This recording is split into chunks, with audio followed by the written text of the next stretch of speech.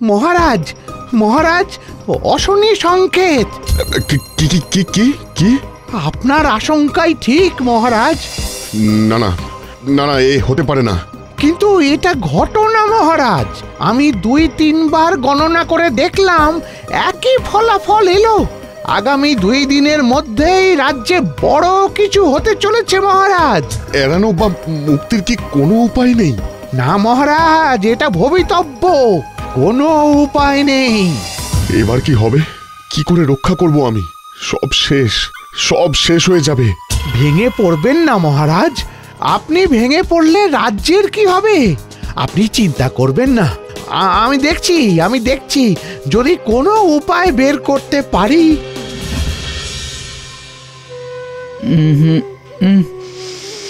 আমি কি ঠিক শুনছি? একটা সুর শোনা যাচ্ছে বলে মনে হচ্ছে না,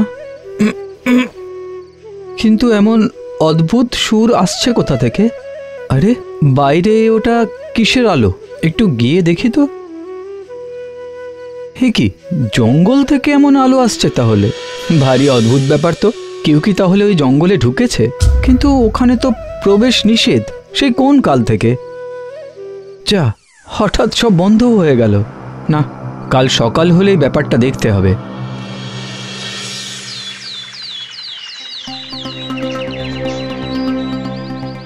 রাজকুমার, এখানে দাঁড়িয়ে কি করছো? প্রণাম সেনাপতি মশাই। দীর্ঘজীবী হও। তা বলো, কি দেখছিলে দাঁড়িয়ে? এই জঙ্গলটিকে। কেন? গতকাল রাত্রে একটা অদ্ভুত ঘটনা ঘটেছিল। কি ঘটনা? এই জঙ্গল থেকে একটা অদ্ভুত সুর আর লাল হলুদ আলোর ছটা বেরোচ্ছিল, তারপর আবার নিজে থেকেই নিভে গেল, সুরও থেমে গেল।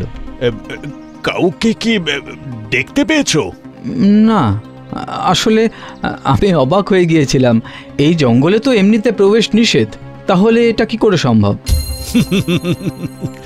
সব সম্ভব কুমার, কারণ এটা মায়া অরণ্য। এখানে প্রবেশ যেমন নিষেধ, তেমনি বেশি তাকানোও নিষেধ। চলো চলো এখান থেকে, অনুশীলনের সময় হয়ে গেছে। চলো। বেশ, চলুন।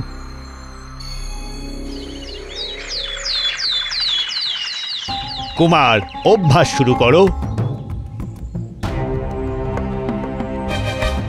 এ কি কুমার, আবার আমাকে কেন প্রণাম জানালে? কারণ আপনিই আমার গুরু। গুরুকে উপেক্ষা করলে ঈশ্বরও খুশি হবেন না। বেশ বেশ, সকল যুদ্ধে জয়লাভ করো, এই আশীর্বাদ করি। আচ্ছা সেনাপতি মশাই, প্রতিদিন অভ্যাস শুরু করার আগে আমরা এই তরোয়ালটিকে পুজো করি কেন? সেই ছোটবেলা থেকে দেখে আসছি এই নিয়ম। কারণ এই তরোয়ালই হলো এই রাজ্যের আসল রক্ষাকর্তা। এটি তোমার প্রপিতামহের। বিগত 100 বছর ধরে এটি এখানে এইভাবে আছে। ও আচ্ছা, এবার বুঝলাম। চলো অভ্যাস শুরু করা যাক।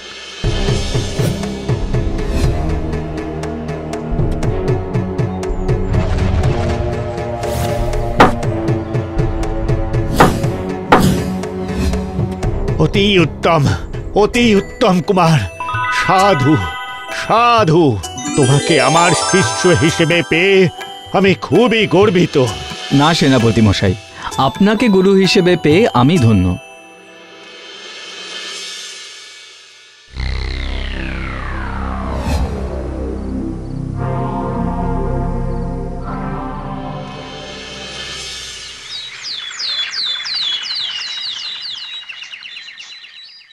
এটা কি করে হলো সেনাপতি? ক্ষমা করবেন মহারাজ, কিন্তু এই বিষয়ে সত্যিই আমি কিছু জানি না। এত প্রহরী সৈন্য থাকা সত্ত্বেও কি করে হলো সেটাই বুঝতে পারছি না। যাই বলো সেনাপতি, এই তরোয়াল চুরি যাওয়া মোটেই ভালো কথা নয়। এই খবর পাওয়ার পরে প্রজারাও যথেষ্ট বিচলিত মহারাজ। পিতা, পণ্ডিত মশাই, আমি জানি এই রাজ্যের ক্ষেত্রে এই তরোয়ালের মাহাত্ম্য কত। অকারণে আর বিলম্ব না করে এবার আমাদের তরোয়ালটি উদ্ধার করার কথা ভাবতে হবে। ঠিক বলেছ কুমার। মহারাজ, আমি গোটা রাজ্যে সৈন্যদের খুঁজতে পাঠিয়েছি। বেশ বেশ, তুমি দেখো, যে করেই হোক ওটা উদ্ধার করতেই হবে।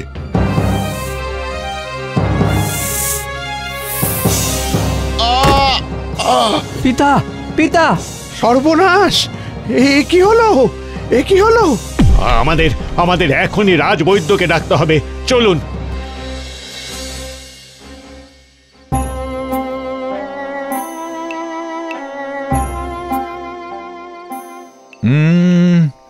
গতিক তো মোটেই ভালো ঠেকছে না, খুবই শক্তিশালী বিষ, সেই জন্য ওষুধও ঠিক মতন কাজ করতে পারছে না। হে মহারাজের প্রাণ সংশয় আছে, প্রাণ সংশয় আছে, সুস্থতা নিয়ে পুরোপুরি এখনই কিছু বলতে পারছি না।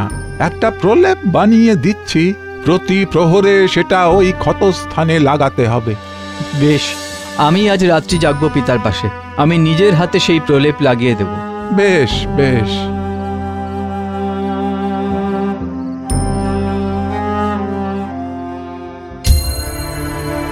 কি ব্যাপার, হঠাৎ করে এত আলো কোথা থেকে এলো? কি হচ্ছে ওখানে? আর এটা তো আমাদের সেই তরোয়াল মনে হচ্ছে, কিন্তু কে ওটা? ওই তার মানে চুরি করেছে। প্রহরী, প্রহরী, ওকে ধরো।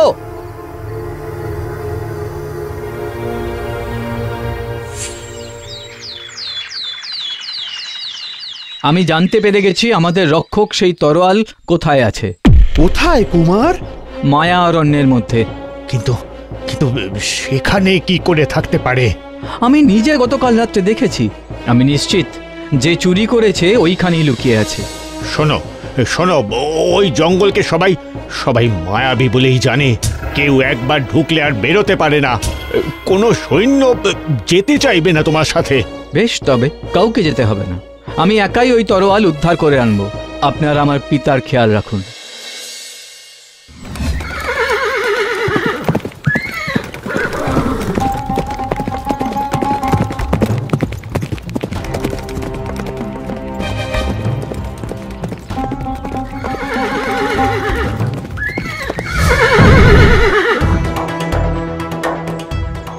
আমি জানতাম কোনো সৈন্য আসুক বা না আসুক, আপনি আমাকে সঙ্গ দিতে আসবেনই। আমি তোমাকে বাঁচাতে আসিনি কুমার, মানে? আমার প্রতিশোধ পূরণ করতে এসেছি।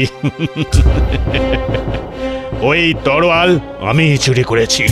সেনাপতি মশাই, আপনি? কিন্তু কেন? কিসের প্রতিশোধ? এতদিন ধরে আমাদের সাথে হয়ে আসা অন্যায়ের প্রতিশোধ। এই দৈবিক রত্নখচিত তরোয়াল আসলে আমাদেরই। মানে? অনেক অনেক দিন আগের কথা। তোমার প্রপিতামহ ও আমার পিতামহ দুই বন্ধু ছিলেন। এই মায়া অরণ্য, রাজ্য, দৈবিক তরোয়াল সব আমাদের ছিল। দৈবিক বলে নানা ধরনের শক্তি আছে এটির মধ্যে। একদিন তোমার প্রপিতামহ ছলনা করে এই তরোয়াল চুরি করে। তারপর আমাদের রাজ্যের লোকেদের এই জঙ্গলে বন্দি করে সবকিছু দখল করে নিয়েছিলেন। আমি শুধু কোনো ক্রমে পালিয়ে গেছিলাম। এখন আবার সময় এসেছে অধিকার ফিরিয়ে নেবার। তাহলে এতদিন কেন অপেক্ষা করছিলেন? আগে কেন ওই তরোয়াল নেওয়ার প্রয়াস করেননি? কারণ যে কোনো সময় এই তরোয়াল স্পর্শ করা যায় না। নির্দিষ্ট নক্ষত্রের অবস্থান অনুযায়ী তরোয়াল তার উত্তরসূরির কাছে যায়। এখন সেই সময়। তাই মহারাজ এত চিন্তিত ছিলেন। তার মানে ওই কালো চাদর মুড়ে আপনি ছিলেন? হ্যাঁ, শুধু তাই নয়, তোমার পিতা যে সর্পাহত হয়েছেন সেটাও আমার পরিকল্পনা। না না, এটা হতে পারে না। আমি মানছি আপনাদের সাথে অন্যায় হয়েছে এবং সেই জন্য আমি ক্ষমা প্রার্থী, কিন্তু একইভাবে এখন ছলনা তো আপনিও করলেন। কি বলতে চাইছো তুমি? না না, এই হিংসা প্রতিহিংসা থামাতে হবে সেনাপতি মশাই। আপনি আমার গুরুজন, আপনার থেকেই শিখেছি ন্যায় বিচার কি করে করে। এই তরোয়াল নিতে গেলে এখন আপনাকে আমার সঙ্গে যুদ্ধ করতে হবে। বেশ, ওকে মুক্ত করে দাও।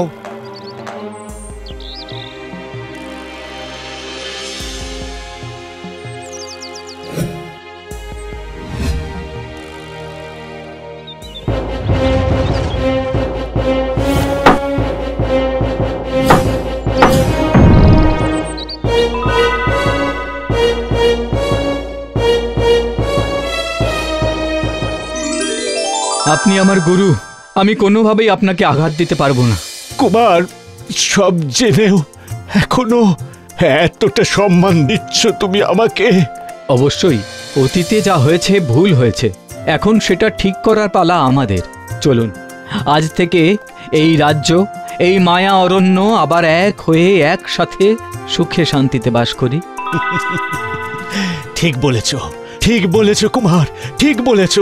আর কোনো প্রতিশোধ নয়, প্রতি সম্মান দিয়ে বাঁচবো আমরা।